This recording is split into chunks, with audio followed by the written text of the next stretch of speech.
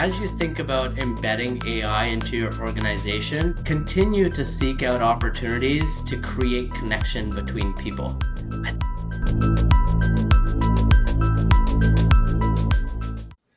Welcome to the Human Capitalist Podcast. I am Trent Cotton, your host and human capitalist.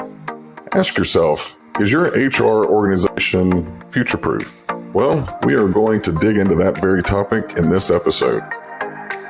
In this podcast, we are going to tackle all of the topics that keep business owners and HR professionals up at night, from AI automation to transforming your workforce to meet the needs of the future. So, if you have employees, you're going to want to follow along and take a lot of notes.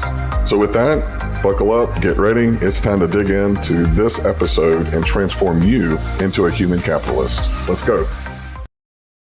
All right, welcome back to the Human Capitalist Podcast. I'm Trent Cotton, and I'm really excited about the guest today. I was asking a listener who gave some comments on some of the material that was being put out, and I said, okay, who do you think I should bring on? And they did not even miss a beat, and Gogi's name came up, so reached out to him, and just based off of the little bit of time that we had planning, I think this is going to be a fantastic conversation. So Gogi, welcome to the podcast.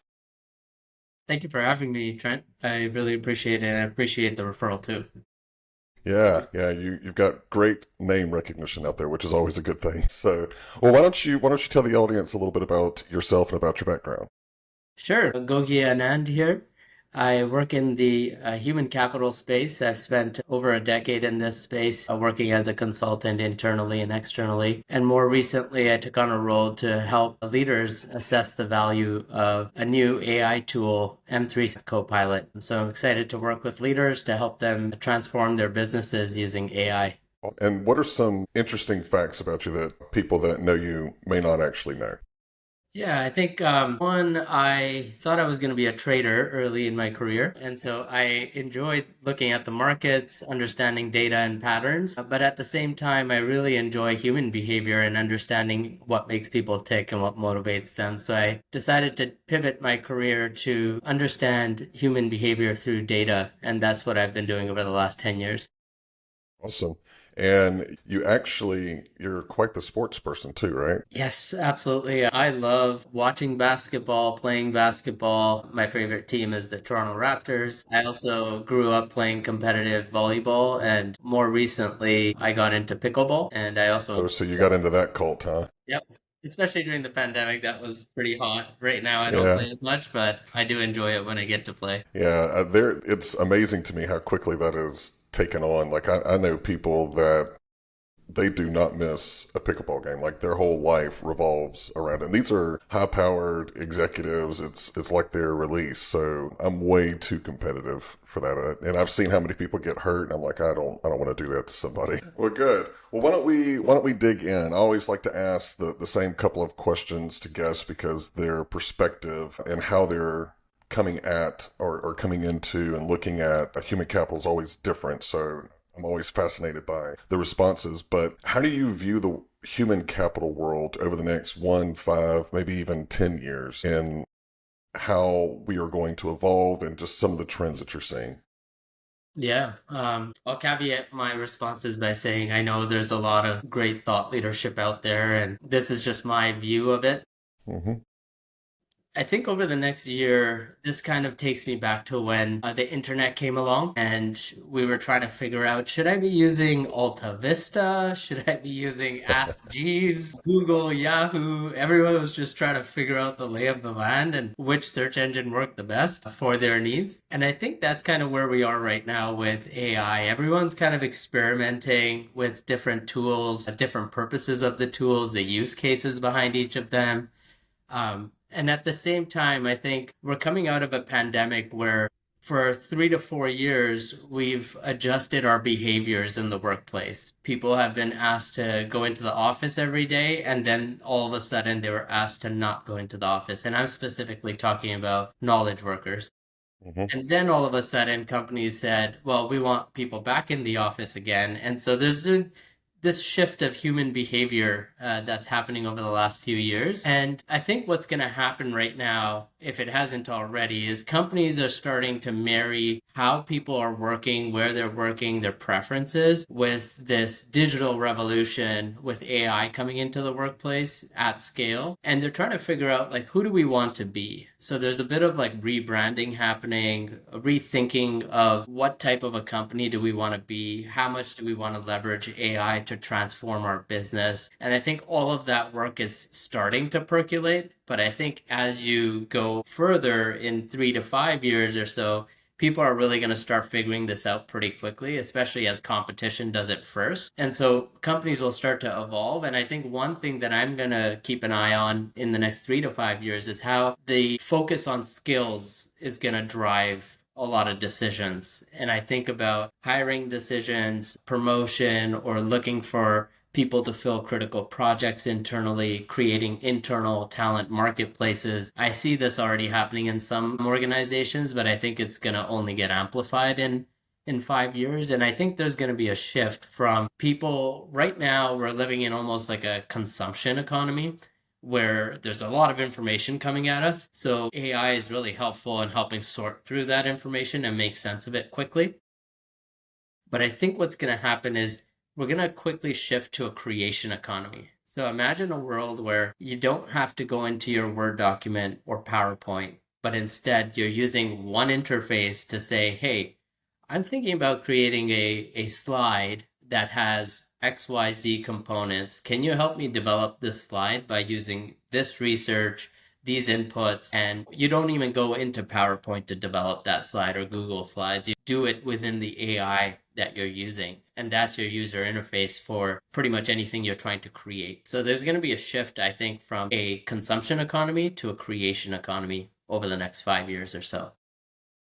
And then if I go even further and try to look at my 8 ball and Yeah. project out to like 10 years, I think automation will be the norm. So we're going to start to see agents and autonomous agents just do things for us, and Hmm. we're going to get used to that. And it's going to feel uncomfortable at first, but it's kind of like how COVID changed how we view takeout and Uber Eats and delivery and things like that. So I think that's kind of where AI is going to push us, is going to automate a lot of things that we may be doing manually today, but in the future is going to be taken care of. And then we can spend more time on high value tasks.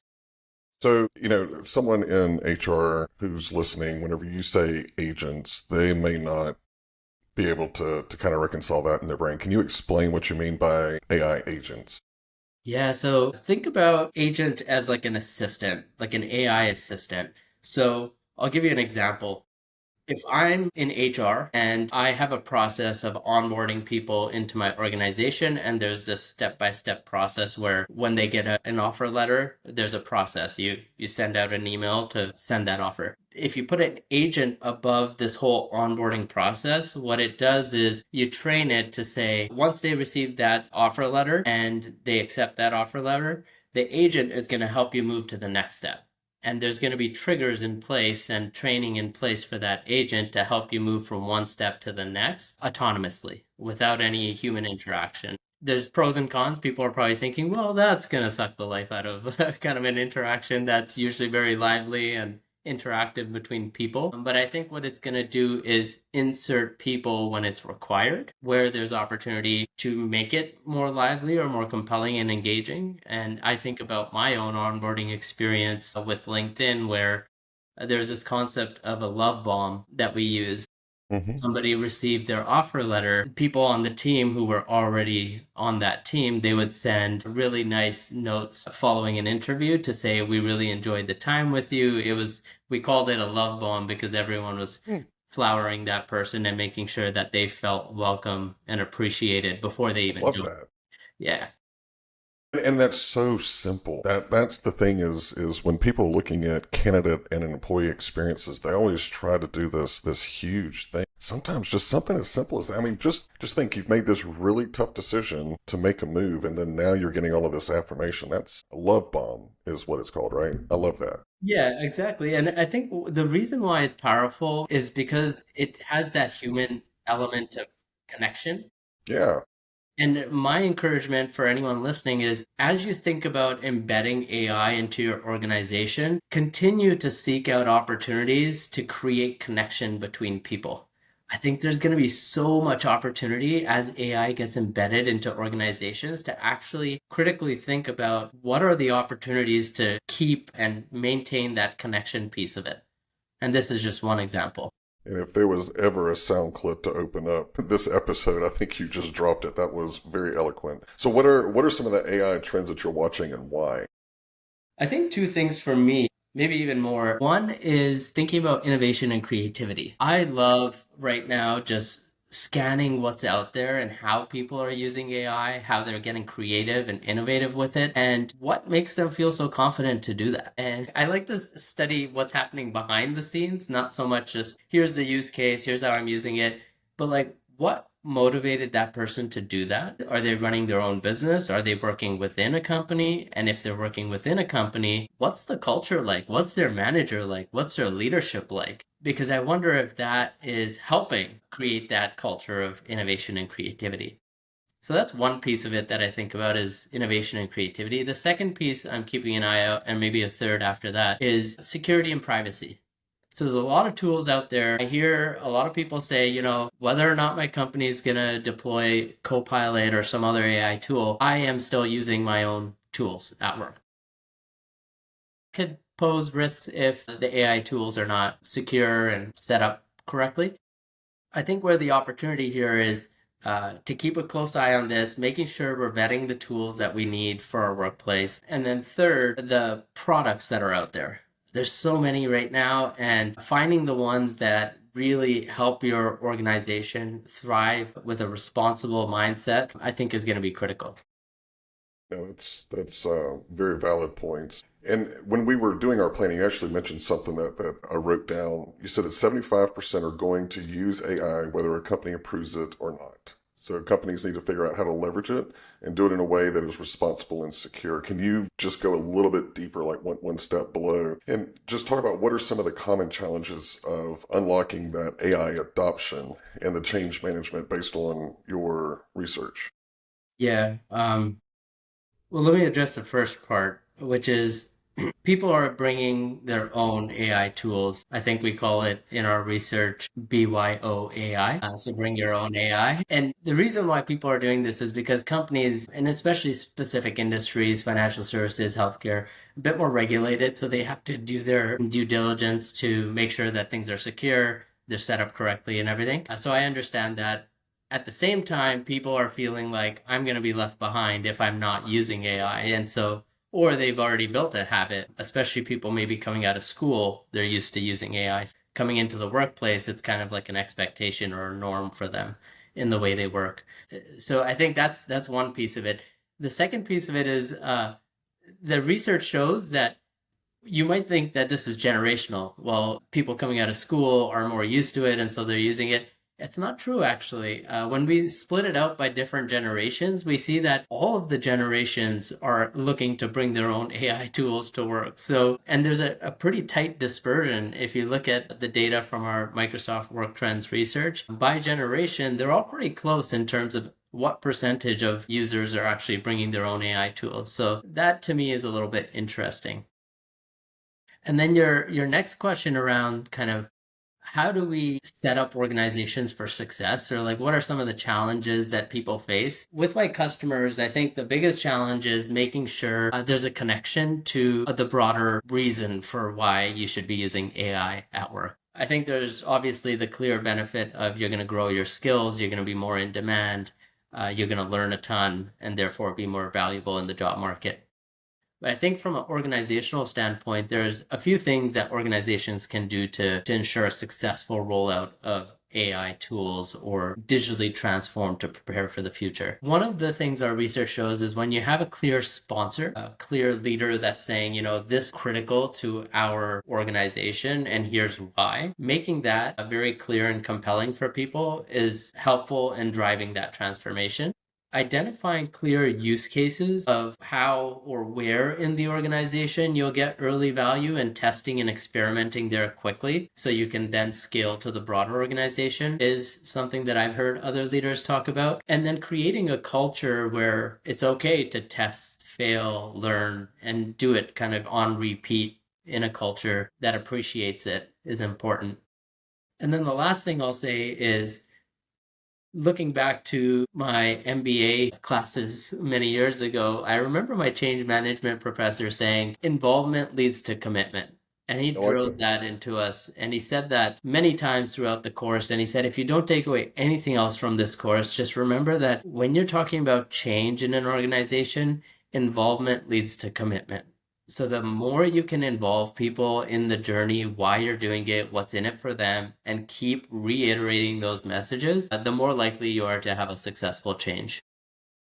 And I want to go back to your first point and just kind of get what you're saying. So you said that companies need to have a very clear sponsor. In my day job, I know some of the feedback that we're getting whenever we're talking to clients about AI for Hatchworks AI is that no one really understands who owns the AI strategy. Is it the strategy office? Is it the CTO? Is it the CIO? Or is it down at the department level?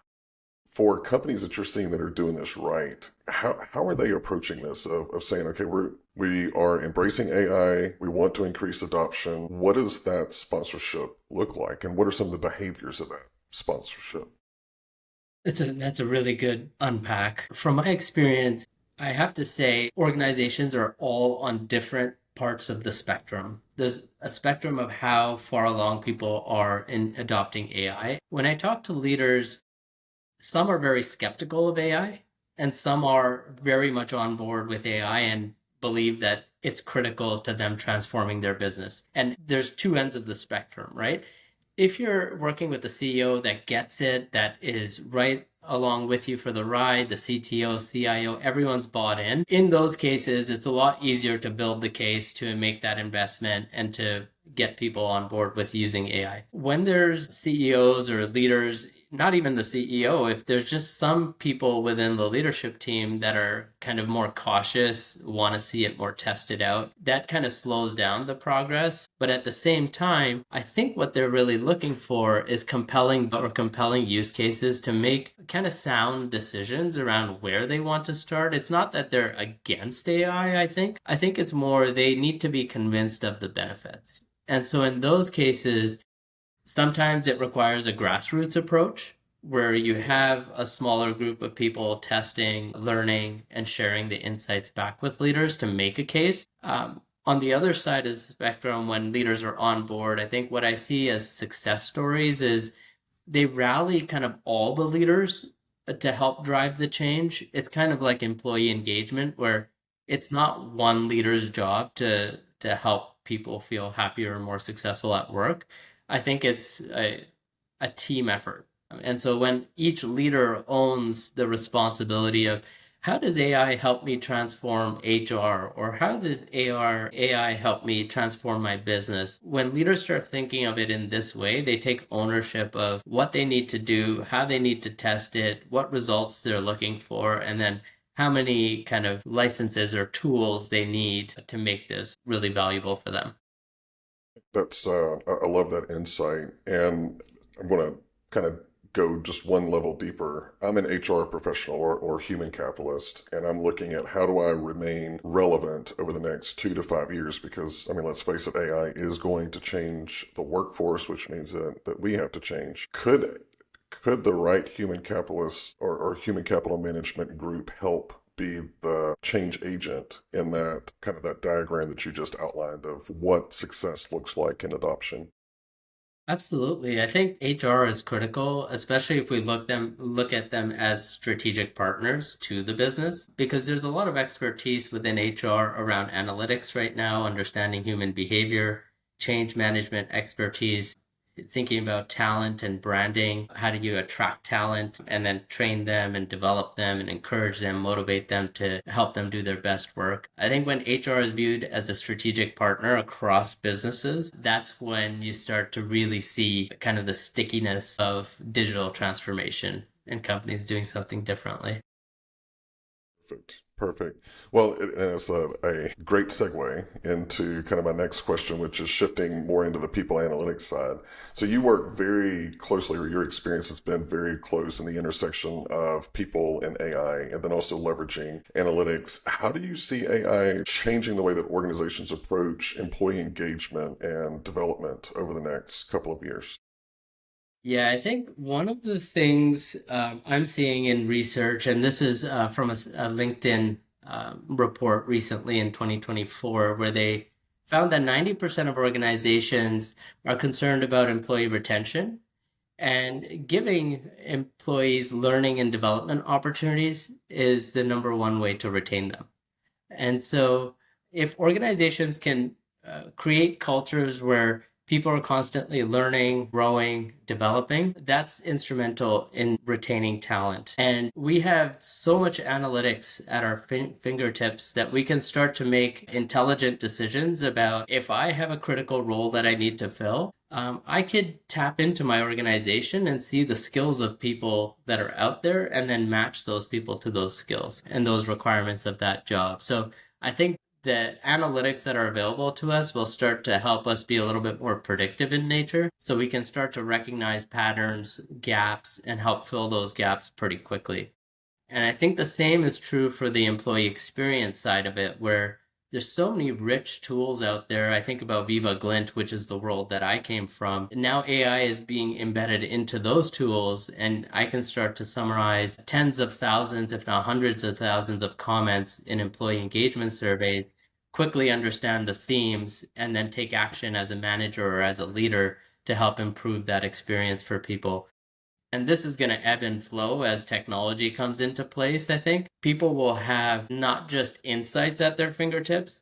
Now we're getting more sophisticated in how do we turn those insights into little bite-sized actions. So nudges is what a lot of people will call it Yeah. in psychology, is how do we nudge people to do things that will help them be more productive, for example. So on the analytics side, the predictive part of it, that has always been fascinating to me. And I think this is kind of why I connected so much with you is you love the analytics, but you also like the psychology that's driving those analytics, kind of that behavioral side of it. Can you walk us through how can something like an AI or machine learning or whatever the technology is, how can it analyze all of this data and be able to fairly accurately predict future behavior within your organization? Yeah, I think it depends on the tool, right? Like, Mm-hmm. I'm not as familiar with other AI tools. What I can speak to a little bit is M365 Copilot. With M365 Copilot, what's happening is you're pulling in information from the Microsoft Graph. So it can understand your emails that you send in Outlook. It can look at PowerPoints. It can look at your chat messages and Teams and start to pull together a story of any question that you're trying to ask based on that data. Now you can take it one step further and start to extend your Microsoft Graph or the universe of information, if you will, that lives in it by extending it to other workflows. So you can start bringing in data from Workday or ServiceNow or Jira or Confluence, and now you start to make this graph bigger and bigger. And so when you start to interact with or Copilot to start asking it questions, it just gets richer and richer as you add more data to it. And that allows you to come back with more targeted responses, better answers. And this is the piece that I was mentioning earlier. Right now, we're just trying to consume information. But in the future, what we'll start to do is leverage all of that data to create information. I like that. And I think if I look back over the last maybe 7 years, let's just kind of put a bookend on it, the amount of information in human capital that's been thrown at us, in addition to all of the external things that were going on, a pandemic right in the middle of it, I think a lot of us just kind of felt sensory and information overload at the end of the day. As you're describing Copilot, I almost feel or kind of see a light at the end of the tunnel, and it's not a train, that there may be something that can consume all of that information, and then I'm the one that's driving those questions to get those insights to develop the strategies. Is that accurate? Absolutely. You're kind of in the driver's seat, right? And AI is your assistant or like literally your co-pilot helping you Yeah. navigate and direct, It's a right? great name, by the way. Yeah, it's really just I think The difference between power users of AI tools and low-end users is that the power users are using AI as, for example, if I don't know how to write a prompt, my first question is, hey, can you help me write a strong prompt? What are the ingredients of that prompt? I'm having a conversation almost as like I'm trying to learn from AI. And when people approach it that way, this is why I think the skills piece, the learning and development piece is just going to explode over the next few years because people who really understand this are going to start to go to AI to learn. If Hmm. I'm a manager and I'm managing for the first time, I don't need an elaborate course to tell me how to manage. I have AI. I go to AI and I say, hey, I'm going to lead my team for the very first time. This is my very first time having a conversation with my team. Give me 3 exercises that I can do to build trust immediately. And you sift through and see what works for you and your style. And you have some actionable things that you can do as a result of really rich and helpful information that you would need to validate, I would say, but it's a great starting point. So do you see, and, and like as you're kind of depicting what the future will be like, it's almost one of the limitations in HR has always been I only have so many people because we're an expense, and I can't have that maximum impact because I'm limited by the number of people, the number of hours, the number of focus.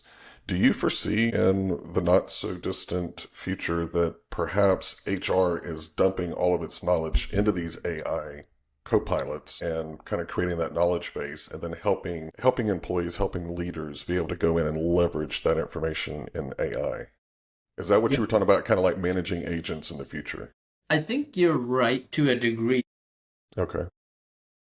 HR specific processes, absolutely. That makes a lot of sense. They have all the knowledge, they have a lot of experience, policies, documentation. So if you can put all that data into a system and help that system become the front entrance to how people kind of sift through that information, absolutely makes sense. I would say from a business standpoint, people should be thinking about this the same way. If you have business data that you collect, if I'm a customer service agent in an insurance company, there's a ton of information about customers that we have available to us. So, can we automate how we sift through that data by by leveraging agents or some sort of custom AI capabilities that helps people do their jobs better? And I think part of it is like helping them become more productive, but part of it is also like delivering even better customer service, right? Like I think I had a very like human experience the other day. I went to Trader Joe's and I was looking for some cottage cheese and I asked the gentleman that was there like, "Hey, I don't see any more cottage cheese, the smaller can. Can you help me find some?" And he went back and he was taking a little bit of time and I was wondering like, what's he really doing back there? It's taking a little while. And he came back out and I loved what he came back with. He said, "I don't have it in stock right now. It'll be back in stock tomorrow. We'll have a lot of it back in stock tomorrow. So if you wanted to come back, let me know." And so he proactively went two Yeah. steps ahead. And I think that's what we want to start doing with AI is like go 2 steps ahead. So we're not treating it like a search engine that we're used to. If we're doing any sort of search online, a lot of the times we'll just say like one question. Like, hey, help me find X, or help me understand how long it's going to take to this destination. Instead, you can start to ask it really kind of interactive questions like, how long is it going to take me to get me to this place? And what am I going to see along the way? And do you recommend stopping at any of these places? Are there any restaurants along the way that I can stop at? And so now you can have this like rich dialogue with AI if you're open to having that kind of exchange. And there's already, is it Google Maps, I think, already does a degree of that, suggesting some things and looking around or even being able to get into a restaurant and take a picture and it recommends dishes and things like that, which is just, to me, it's fascinating. I love this kind of stuff. So if that is the future of HR or human capital, and I am sitting as an HR professional today, what are a couple of things that you would suggest that I go ahead and start doing now to prepare myself for where HR is going? And you're specifically talking about HR. Human capitalist, yeah, like anybody in HR. So from payroll to workers' comp to the HR business partner to CHRO. Yeah, I would say look at what you need. as an organization. I hesitate to think about HR as like a siloed piece of the organization because I think HR is so rich and so strategic and so integral into driving how a business goes and sells whatever they sell or propel their mission. And so when I think about HR, I need to understand what is the broader organization trying to do. And every industry is different, every organization is different. So understand what that mission is, what that vision is for the organization. Now I want to plug myself in and say, how can I enable or support the different business lines to go and achieve our goals as an organization? One of the things I would say is understanding what are the skills that we have today that allow us to be successful. What are the skills that we think we might need in the future in 3 to 5 years? And is there a gap between what we have today and what we might need in the future? And what's the best way for us to close that gap? And I've seen this in other organizations. I actually worked with a bank previously where they made a very critical decision about 7 or 8 years ago to take all the funding that they had for external learning. And they said, let's not spend on external learning, but build our own tech college in-house. So we did this really rigorous study of what are they spending on external vendors? What would they save by building all of these tools in-house? And what would the cost be to develop this virtual tech college? And so we did this whole cost benefit analysis. The CHRO said, yes, let's go ahead with it because we think this is the future. And they were right. You Yeah. fast forward 7, 8 years from now, like everyone's trying to figure out how do we upskill, reskill, new skill all our talent. And so I think they made a really good call 7 or 8 years ago to do this. But what we learned through that project is first we started by saying only 10,000 out of the 50,000 employees would be our target population for developing new skills related to technology. After we implemented it 2 years in, the CHRO, so this was a project by the CTO, the CHRO got wind of what the CTO had implemented in this organization and said, is it possible to scale this so everyone in the company can get more digital literacy? And so they work together, and now the company has a tech college that's built for 50,000 people. So their whole organization. And I think that's kind of the mindset. If I'm an HR leader right now, I'm thinking about how do I upskill, reskill, and new skill my people in a way that's going to help me drive my business. And in my day job, we're this year and next year is all about rethink, reskill, and redeploy our workforce. So we're actually building out an AI university, which to me is fun, but it's also terrifying because I am way outside of my skis on that. So if we're looking at leaders, what advice would you give them to help them build high performing teams, especially considering all of the changes going on technologically with AI and cultural change for that matter? Yeah, good question. A couple of things come to mind. One is what I've seen with Microsoft. When Satya Nadella came in as CEO, there was a very different culture in place 10 years ago versus today. And his vision was to transform the culture into a learn it all culture instead of a know it all culture. And Mm. that's kind of his big thing is we want a culture of learn it alls, not know it alls. And in order to do that, he had to make sure that the growth mindset that comes with a learn it all culture was embedded throughout the fabric of the culture.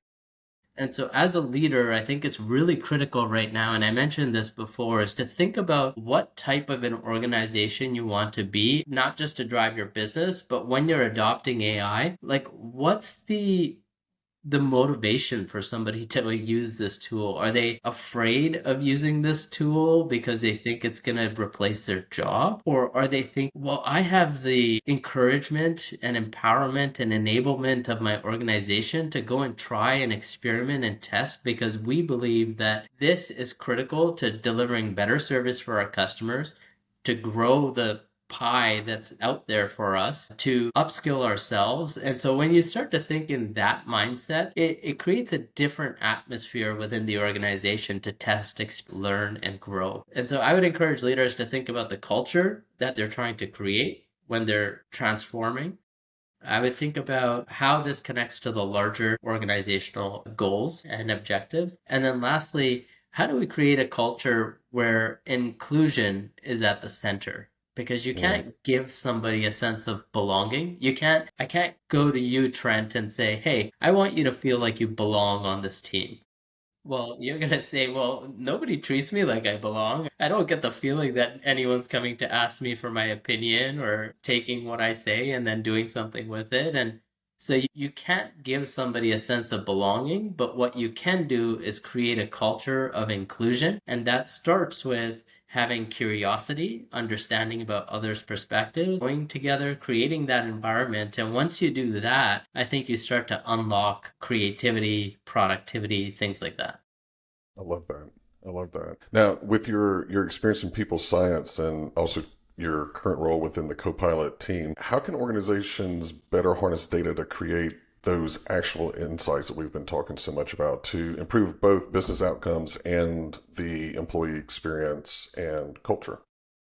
Yeah, I think you really need to be clear on what you're trying to measure. A lot of the times I see people wanting to implement tools and processes and systems, but it's not clear what problem we're trying to solve or what the common goal is. So I would say start with like a clear objective. Like, why are we collecting so much data? It's nice that Hmm. you have a lot of data at some point. It's kind of like when somebody hoards a lot of stuff. Like somebody, I used to do the Strengths Finder assessment, and one of the characteristics of the Strengths Finder is input, and input is about collecting a lot of information. And you see people who just like collect information or collect things and they never want to let go of those things. I see that with data right now. I think people are just like nervous that like what if one day somebody comes to me with a question and I don't have access to the data. And so everyone's kind of like trying to keep this data, but it also comes with a cost. So storing, managing all that data comes with a cost. So knowing what you're trying to do with your data is absolutely critical.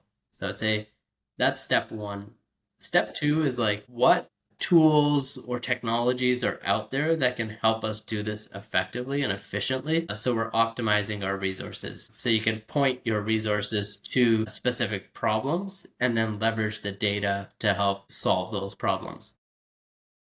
And then lastly, I would say train people, train them and give them access to data. The more people that can understand how to read your data, put it into the context of your organization, point it towards using it towards doing something actionable, I think will be critical. So those are the three things that I would say if you're trying to harness the power of your data is what you can do. Be clear on what you're trying to measure, get the right tools and technologies in place, and then democratize access to that data.